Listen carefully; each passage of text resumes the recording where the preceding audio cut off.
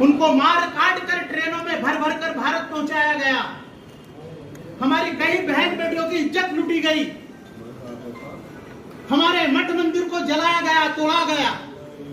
तब जाकर ये जो हमें खंडित आजादी प्राप्त हुई। कहते हैं कि लाहौर से जब ट्रेन चलती थी तो उस ट्रेन में पूरी ट्रेन लाशों की भरी हुई हमारे भारत अमृतसर शहर में आती है। किस्सा मुझे याद आ रहा है। उस समय स्टेशन मास्टर अमृतसर के हुआ करते थे सरदार बिशन सिंह जी।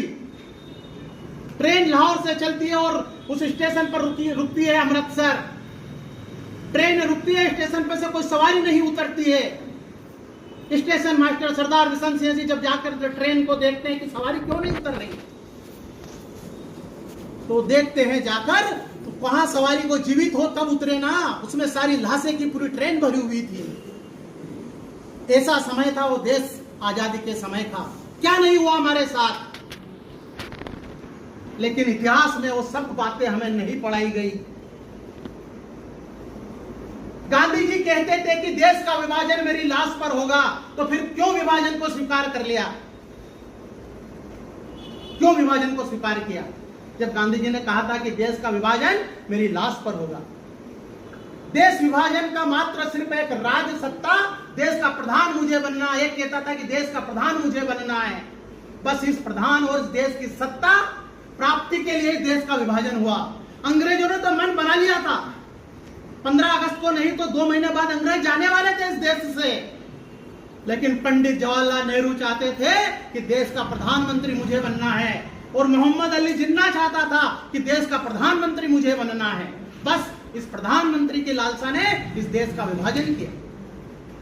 और विभाजन किया, एक देश पाकिस्तान नाम का राष्ट्र बना। आपने उसको इस्लामिक राष्ट्र घोषित किया। उसमें रहने वाले हिंदू समाज को वहां से खदेड़ दिया गया, मार दिया गया। जो 15% के लगभग हिंदू हुआ करता था, आज पाकिस्तान में 1% से भी कम हिंदू बचा। कहां गया वो सबको धर्मांतरित कर दिया गया, उन सबको मार दिया गया। और इसके विपरीत यदि भारत की बात करते हैं तो भारत को सेक्युलर राष्ट्र बना दिया। यदि 200 वर्ष पुरानी बात करेंगे, इतिहास की बात करेंगे, तो इन 200 सालों में हमारा भारत के 7 टुकड़े हुए। 7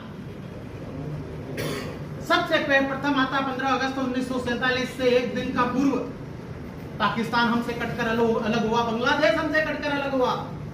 जो भारत माता की 2 भुजाएं हुआ करती थी, पाकिस्तान और बांग्लादेश। वो म्यांमार, वो ब्रह्मदेश हमसे अलग हुआ। वो श्रीलंका हमसे अलग हुआ, जिसको हिंदू राष्ट्र बोलते हैं। वो नेपाल हमसे अलग हुआ। वो तिब्बत हमसे अलग हुआ। वो अफगानिस्तान हमसे अलग हुआ। इस प्रकार 7 राष्ट्र भारती से 200 वर्ष में कटे। 200 वर्ष में कितना बड़ा भारत था। पूरा जम्मू द्वीप, मतलब पूरा एशिया।